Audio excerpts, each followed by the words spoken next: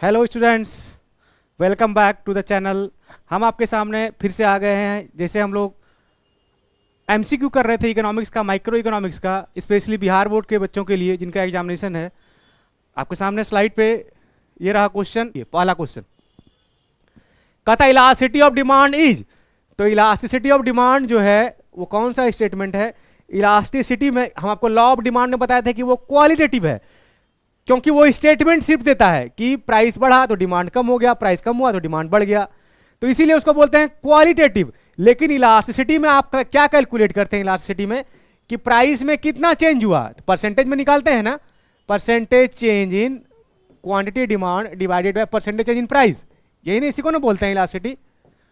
तो ये बताता है कि कितना चेंज हुआ प्राइस में, उसके वजह से डिमांड कितना चेंज हुआ। तो प्राइस के चेंज होने से जब डिमांड चेंज हो जाए उसी को बोलते हैं इलास्टिसिटी ऑफ डिमांड। तो ये क्वांटिटी को बता रहा है ना, तो इसीलिए इसका ये जो है क्वांटिटेटिव स्टेटमेंट है। Correct. Which of the following is a formula for measuring the elasticity of demand? Proportionate change in demand due to proportionate change in price, proportionate change in price divided by demand, change in demand, change in price.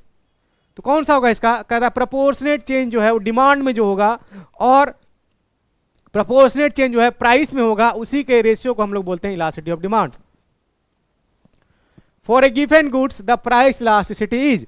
करा given goods के case में जो price elasticity होता है वो positive होता है, क्योंकि वहां पे लॉ ऑफ डिमांड फेल करता है। प्राइस बढ़ेगा, सब जो है उस गुड्स का डिमांड भी बढ़ जाता है, तो इस कारण से ये जो है पॉजिटिव रिलेशनशिप को दिखाता है वो।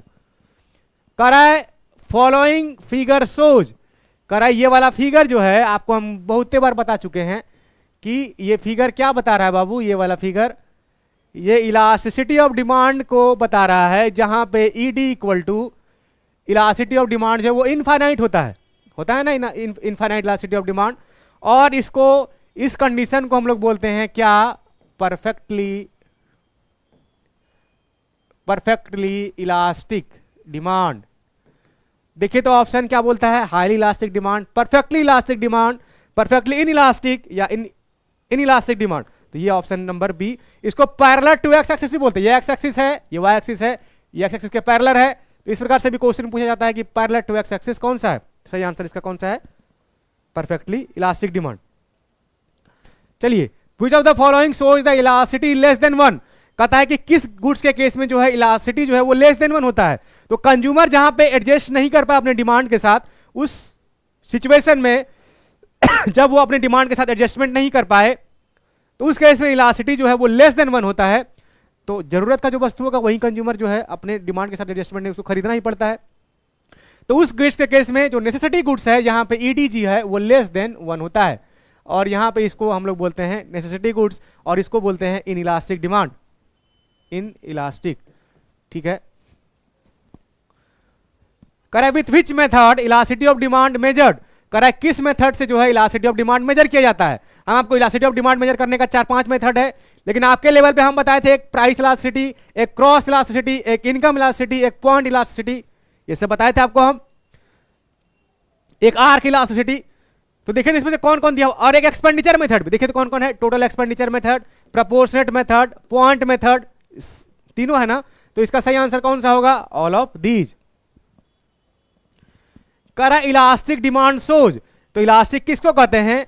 इलास्टिक जब क्वांटिटी डिमांड में चेंज जो है वो ज्यादा हो प्राइस के कंपैरिजन में, इसी को बोलते हैं इलास्टिक। मतलब क्वांटिटी में ज्यादा चेंज प्राइस के कंपैरिजन में। तो देखिए तो क्या बोल रहा है,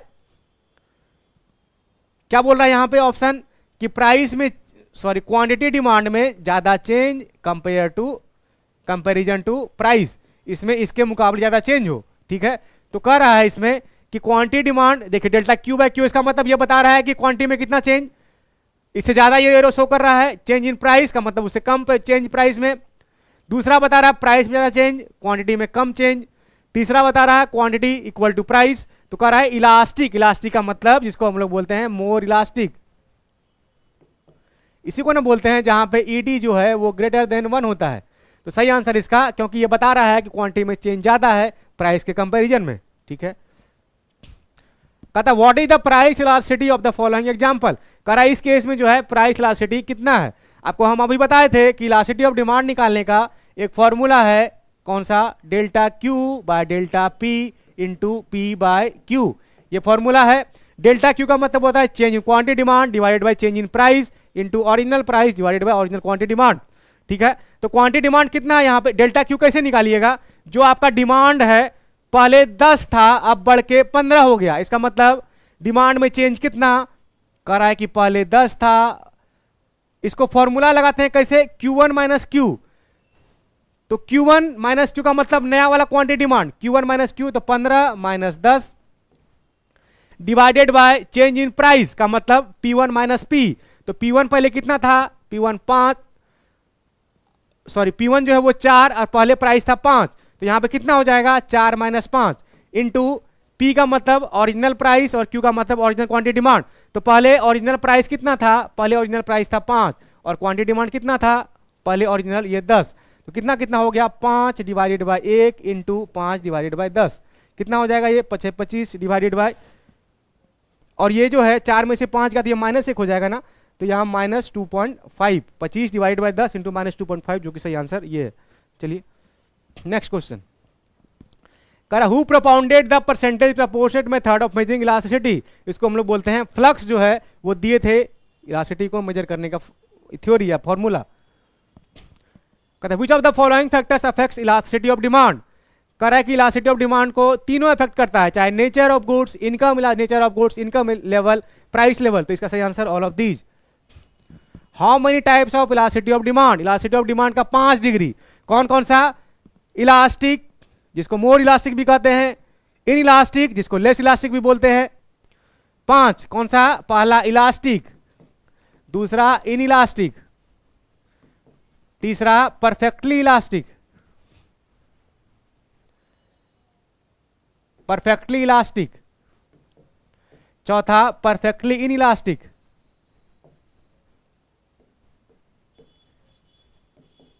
और एक यूनिटरी इलास्टिक। इसे भूलिएगा नहीं, इसमें एग्जाम में निश्चित से निश्चित क्वेश्चन आता है। इलास्टिक में यहां पे ईडी जो है ग्रेटर देन 1 होता है, इन इलास्टिक के केस में ईडी जो है वो लेस देन 1 होता है, परफेक्टली इलास्टिक के केस में ईडी इक्वल टू इनफाइनाइट होता है, परफेक्टली इन इलास्टिक के केस में ईडी इक्वल टू 0 होता है, और यूनिटी इलास्टिक के केस में ईडी इक्वल टू 1 होता है। ये पांचों है, इसे निश्चित ही एग्जाम में क्वेश्चन आएगा, तो ये 5 टाइप का होता है। फॉलोइंग फिगर शोज कह रहा है कि जब आपका डिमांड जो है वो वर्टिकल हो एक्स एक्सिस के, ये खड़ा हो इस प्रकार से डिमांड, ये शो कर रहा है कि प्राइस में जो है वो कितना भी चेंज हो जाए, हमारे डिमांड में जो है वो कोई चेंज नहीं हो जाए, ये प्राइस के शो कर रहा है, प्राइस जो है P से बढ़ के P1 हो जाए, P से घट के P2 हो जाए, इसके चेंज होने से हमारा डिमांड जो है वो इसी प्रकार से रहता है।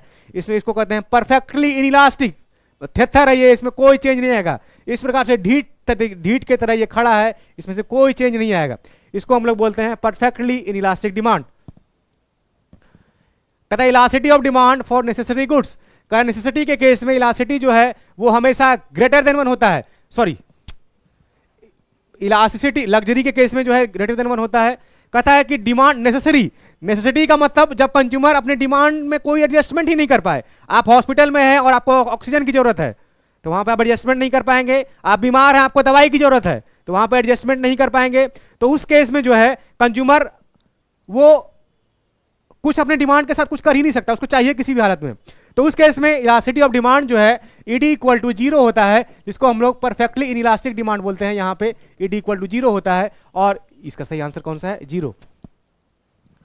कहता है price elasticity of demand means, कहता है प्राइस इलास्टिसिटी जो है उसका डिमांड का मतलब क्या है, तो कहता है price change in demand due to change in price, यही आंसर सही है कि प्राइस के चेंज होने के कारण से जो डिमांड में चेंज आ जाए उसी को हम लोग प्राइस इलास्टिसिटी ऑफ डिमांड बोलते हैं। चलिए, करा if the demand of a good change by 60% due to 40% change in price, कहता है प्राइस जो है वो अगर 40% से चेंज हो तो फॉर्मूला क्या होता है इसका, percentage change in quantity demand divided by percentage change in price, ये ना फॉर्मूला होता है परसेंटेज चेंज। तो क्वांटिटी डिमांड में कितना का चेंज करा, demand for A good change by 60%, और ये निगेटिव साइन है 60%, और प्राइस में चेंज कितना बोल रहा है due to 40% change in price, तो ये 4 कितना हो जाएगा ये 1.5, और ये निगेटिव, इसका सही आंसर कौन सा हो जाएगा, ये बी। कहता है elasticity of demand at the mid point, जब elasticity of demand mid point पे जो है, ये अगर डिमांड कर्व है तो इस वाले लेवल पे इलास्टिसिटी ऑफ डिमांड हमेशा यूनिटी इलास्टिक होता है और विल बी यूनिटी, इसका सही answer. For luxury goods the demand is, luxury goods के केस में डिमांड जो है वो हाईली इलास्टिक होता है, जिसको हम लोग बोलते हैं कि प्राइस बढ़ेगा, उसके बढ़ने के साथ कंज्यूमर जो है अपने डिमांड में एडजस्टमेंट कर सकता है, तो वहां पे जो है लग्जरी गुड्स के केस में इलास्टिसिटी जो है वो ग्रेटर देन 1 होता है। Rectangular hyperbola demand occurs, rectangular hyperbola जो है वो बोला जाता है रेक्टेंगुलर हाइपरबोला, जहां पे ये दिखाता है कि जितना आपके प्राइस में चेंज हो, अगर आपका प्राइस इतना से चेंज कर रहा है तो डिमांड में सेम प्रोपोर्शनेट में चेंज हो, सेम, ये इतना से चेंज और इसमें इतना से चेंज, ये थोड़ा बड़ा बन गया है, ये छोटा, सेम प्रोपोर्शन में चेंज हो तो यहाँ पे ईडी जो है इक्वल टू 1 होता है, जिसको हम लोग रेक्टेंगुलर हाइपरबोला बोलते हैं, और इसका ग्राफ जो है वो इस प्रकार से होता है। ठीक है, तो यहाँ पे क्या हो जाएगा, unitary elastic demand. Finance minister में increase the tax rate on this commodity for which the value of price elasticity of demand is, कह रहा है कि फाइनेंस मिनिस्टर जो है, अच्छा सरकार उसी चीज का दाम ज्यादा बढ़ाता है जिसमें जो है कंज्यूमर जो है वो चाह के भी उसमें कट नहीं कर सकता है उससे कंजम्पशन को। ठीक है, तो कह रहा है फाइनेंस मिनिस्टर किस चीज में चेंज कर सकता है, जब वो उस चीज में चेंज करेगा जिस नेसेसिटी का वस्तु है, जो नेसेसरी जिसको खाना पीना कंजम्पशन करने वाला वस्तु है, तो कह रहा है जहां पे इलास्टिसिटी जो है कंज्यूमर अपने डिमांड का एडजस्टमेंट नहीं कर सकता है, यहाँ पे ईडी जो है वो लेस देन 1 होता है, जिसको हम लोग इन इलास्टिक डिमांड बोलते हैं। ठीक है, इन इलास्टिक डिमांड। कहता है when elasticity of demand for a commodity is perfectly elastic the demand curve becomes, perfectly elastic का ग्राफ हम आपको बताए थे कि ये पैरेलल टू वाई एक्सिस होता है, ये वाई एक्सिस, ये एक्स एक्सिस, यहां पे ईडी इक्वल टू 0 क्या दे रहा है, parallel to X axis, parallel to Y axis, तो सही answer parallel to Y axis. If the increase in the income of the consumer reduced the demand for a commodity X, the demand for a commodity which, कह रहा है कि consumer का income जो है, if the increase in the income of the consumer reduce, consumer का income जो कि बढ़ रहा था उसमें बढ़ोतरी जो है वो कम हो गया। बढ़ोतरी अगर कम हो गया तो उसमें बढ़ोतरी कम होने की वजह से कंज्यूमर क्या करेगा, तो उस केस में वो जो है गिवन गुड्स का डिमांड करता है। गिवन गुड्स इस प्रकार का गुड्स जो कि प्राइस में बढ़ने के बावजूद उसका डिमांड कंज्यूमर करता है, तो उसी को बोलते हैं गिवन goods. If a demand line of a object is parallel to price line that is Y axis, आपको प्राइस लाइन को ही हम लोग ये वाई एक्सिस पे हमेशा प्राइस को लेते हैं, एक्स एक्सिस पे क्वांटिटी डिमांड को लेते हैं। तो क्या पूछ रहा है आपको, ये प्राइस लाइन पूछ रहा है, वाई एक्सिस ब्रैकेट में लिखा हुआ है what will the value of price elasticity of demand of the item.